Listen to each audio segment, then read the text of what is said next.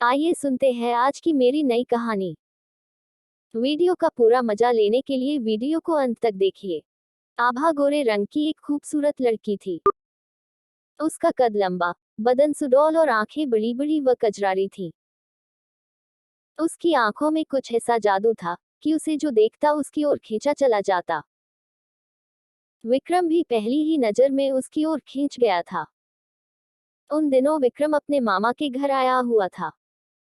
उसके मामा का घर पटना से तकरीबन 20 किलोमीटर दूर एक गांव में था। विक्रम तेजतर्रार लड़का था। वह बातें भी बहुत अच्छी करता था। खूबसूरत लड़कियों को पहले तो वह अपने प्रेमजाल में फंसाता था, फिर उन्हें नौकरी दिलाने का लालच देकर हुस्न और जवानी के रसिया लोगों के सामने पेश कर पैसे कमाता था। इसी प्लान के तहत उसने आभा से मेलजोल बढ़ाया था। उस दिन जब आभा विक्रम से मिली तो बेहद उदास थी। विक्रम कई पलों तक उसके उदास चेहरे को देखता रहा, फिर बोला, क्या बात है आभा, आज बड़ी उदास लग रही हो। हाँ, आभा बोली, विक्रम, मैं अब आगे पढ़ नहीं पाऊंगी, और अगर पढ़ नहीं पाई तो अपना सपना पूरा नहीं कर पाऊंगी। कैसा सपना? पढ़ लिख कर अपने पैरों पर खड़ा होने का सपना, ताकि अपने माँ बाप को गरीबी से छुटकारा दिला सकूं। बस इतनी सी बात है। तुम बस इसे इतनी सी ही बात समझते हो, और नहीं तो क्या।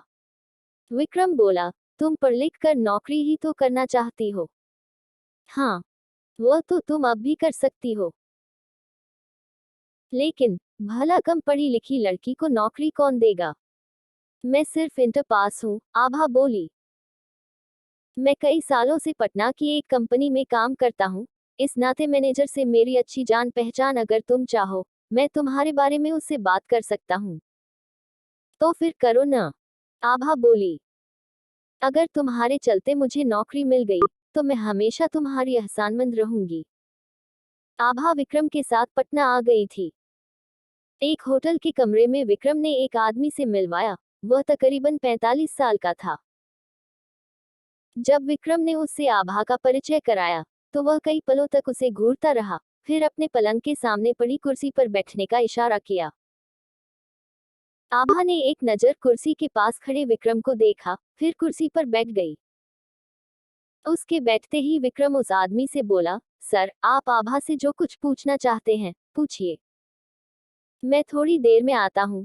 कहने के बाद विक्रम आभा को बोलने का कोई मौका दिए बिना जल्दी से कमरे से निकल गया।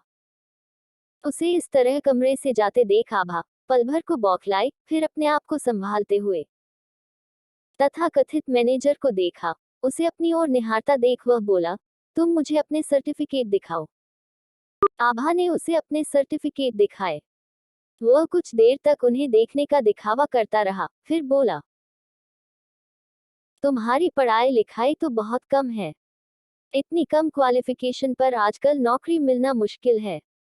पर विक्रम ने तो कहा था कि इस क्वालिफिकेशन पर मुझे यहाँ नौकरी मिल जाएगी। ठीक है, मैं विक्रम के कहने पर तुम्हें अपनी फर्म में नौकरी दे तो दूंगा, पर बदले में तुम मुझे क्या दोगी? कहते हुए उसने अपनी नजरें आभा के खूबसूरत चेहरे पर टिका दी। मैं भला आपको क्या दे सकती हूँ? आभा उसकी आंखों के भावों से घबराते हुए बोली, दे सकती हो, अगर चाहो तो। क्या? अपनी यह खूबसूरत जवानी। क्या बकवास कर रहे हैं आप? आभा झटके से अपनी कुर्सी से उठते हुए बोली, मैं यहाँ नौकरी करने आई हूँ। अपनी जवानी का सौदा करने नहीं, नौकरी तो तुम्हें मिलेगी, पर बदले में मुझे तुम्हारा यह खूबसूरत जिस्म चाहिए। कहता हुआ वह आदमी पलंग से उतरकर आभा के करीब आ गया। वह पल भर तक भूखी नजरों से उसे घूरता रहा, फिर उसके कंधे पर हाथ रख दिया। उस आदमी की इस हरकत से आभा पल भर को बौखलाई। फिर उसके जिस्म में गुस्से और बेइज्जती की लहर दौड़ गई। वह बोली, मुझे नौकरी चाहिए, पर अपने जिस्म की कीमत पर नहीं। कहते हुए आभा दरवाजे की ओर लपकी, पर दरवाजे पर पहुंचकर उसे झटका लगा। दरवाजा बाहर से बंद था। आभा दरवाजा खोलने की कोशिश करती रही, फिर पलट कर देखा। अब यह दरवाजा तभी खुलेगा जब मैं चाहूंगा। वह आदमी अपने होंठों पर एक कुटिल मुस्कान बिखेरता हुआ बोला। और मैं तब तक ऐसा नहीं चाहूंगा जब तक तुम मुझे खुश नहीं कर दोगी। उस आदमी का यह इरादा देखकर आभा मन ही मन कांप उठी। वो डरी हुई आवाज में बोली, देखो, तुम जैसा समझते हो, मैं वैसी लड़की नहीं हूं। मैं गरीब जरूर हूं, पर अपनी इज्जत का सौदा नहीं कर सकती। दरवाजा खोलो और मुझे जाने दो। हाथ आए शिकार को, मैं यूं ही कैसे जाने दूं।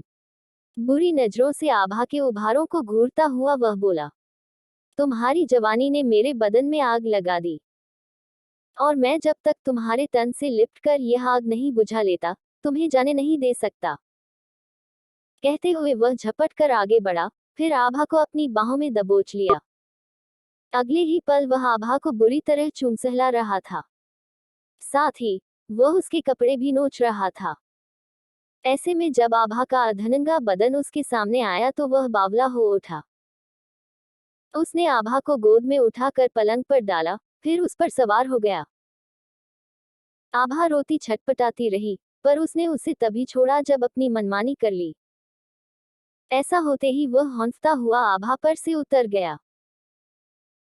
आभा कई पलों तक उसे नफरत से घूरती रही, तूने मुझे बर्बाद कर डाला, पर याद रख, मैं इसकी सजा दिलाकर रहूंगी। तेरी काली करतूतों का भंडाफोड़ पुलिस के सामने करूंगी। तू मुझे सजा दिलाएगी, पर मैं तुझे इस लायक छोड़ूंगा ही नहीं। कहते हुए उसने झपट कर आभा की गर्दन पकड़ ली और उसे दबाने लगा। आभा उसके चंगुल से छूटने की भरपूर कोशिश कर रही थी, पर थोड़ी ही देर में उसे यह एहसास हो गया कि वह उससे पार नहीं पा सकती, और वह उसे गला घोंट कर मार डालेगा। ऐसा एहसास करते ही उसने अपने हाथ पैर पटकने बंद कर दिए, अपनी सांसें रोक ली और शरीर को शांत कर लिया। जब तथाकथित मैनेजर को इस बात का एहसास हुआ, तो उसने आभा की गर्दन छोड़ दी और फटी फटी आंखों से आभा के शरीर को देखने लगा। उसे लगा कि आभा मर चुकी है। ऐसा लगते ही उसके चेहरे से बदहवासी और खौफ टपकने लगा। तभी दरवाजा खुला और विक्रम कमरे में आया। ऐसे में जैसे ही उसकी नजर आभा पर पड़ी, उसके मुंह से घुटी घुटी सी चीख निकल गई। वह कांपती हुई आवाज में बोला, यह क्या किया आपने? इसे तो जान से मार डाला आपने। नहीं, वह आदमी डरी हुई आवाज में बोला, मैं इसे मारना नहीं चाहता था, पर यह पुलिस में जाने की धमकी देने लगी, तो मैंने इसका गला दबा दिया, और यह मर गई। विक्रम उसे घूरता हुआ बोला, जरा सोचिए, मगर इस बात का पता होटल वालों को लगा तो वह पुलिस बुला लेंगे। पुलिस आपको पकड़ कर ले जाएगी और आपको फांसी की सजा होगी। नहीं, वह आदमी डरी हुई आवाज में बोला, ऐसा कभी नहीं होना चाहिए। वो तो तभी होगा जब चुपचाप इस लाश को ठिकाने लगा दिया जाए। तो लगाओ, वह आदमी बोला। यह इतना आसान नहीं है। कहते हुए विक्रम की आंखों में लालच की चमक उभरी। इसमें पुलिस में फंसने का खतरा है, और कोई यह खतरा यूं ही नहीं लेता। फिर कीमत लगेगी इसकी कितनी? 5 लाख। 5 लाख, यह तो बहुत ज्यादा रकम है। आपकी जान से ज्यादा तो नहीं, विक्रम बोला। आपको कीमत ज्यादा लग रही है तो आप खुद इसे ठिकाने लगा दीजिए। मैं तो चला। कहते हुए विक्रम दरवाजे की ओर बढ़ा। अरे नहीं, वह हड़बड़ाते हुए बोला, ठीक है, मैं तुम्हें 5 लाख रुपए दूंगा, पर इस मामले में तुम्हारी कोई मदद नहीं करूंगा। तुम्हें सब कुछ अकेले ही करना होगा। डट विक्रम ने पल भर सोचा, फिर हाँ में सिर हिलाता हुआ बोला, कर लूंगा, पर पैसे? काम होते ही पैसे मिल जाएंगे। पर याद रखिए, अगर धोखा देने की कोशिश की तो मैं सीधे पुलिस के पास चला जाऊंगा। मैं ऐसा नहीं करूंगा। कहते हुए वह कमरे से निकल गया। इधर वह कमरे से निकला, और उधर उसने बेसुध पड़ी आभा को देखा। वह उसे ठिकाने लगाने के बारे में सोच ही रहा था कि आभा उठ बैठी। अपने सामने आभा को खड़ी देख विक्रम की आंखें हैरानी से फटती चली गईं। उसके मुंह से हैरत भरी आवाज फूटी, आभा, तुम जिंदा हो? हाँ, आभा बोली, पर अब तुम जिंदा नहीं रहोगे। तुम भोली भाली लड़कियों को नौकरी का झांसा देकर जिस्म के सौदागरों को सौंपते हो। मैं तुम्हारी यह करतूत लोगों को बतलाऊंगी, तुम्हारी शिकायत पुलिस में करूंगी। आभा का यह रूप देखकर पहले तो विक्रम बौखलाया, फिर उसके सामने गिड़गिड़ाता हुआ बोला, ऐसा मत करना। क्यों न करूं मैं ऐसा? तुमने मेरी जिंदगी बर्बाद कर दी और कहते हो कि मैं ऐसा न करूं। क्योंकि तुम्हारे ऐसा न करने से मेरे हाथ एक मोटी रकम लगेगी, जिसमें से आधी रकम मैं तुम्हें दे दूंगा। मतलब? विक्रम ने उसे पूरी बात बताई। सच कह रहे हो तुम बिल्कुल। अपनी बात से तुम पलट तो नहीं जाओगे? ऐसे में तुम बेशक पुलिस में मेरी शिकायत कर देना। अगर तुमने मुझे धोखा नहीं दिया, तो मुझे क्या पागल कुत्ते ने काटा है, जो मैं ऐसा करूंगा? तीसरे दिन आभा के हाथ में 2.5 लाख की मोटी रकम विक्रम ने लाकर रख दी।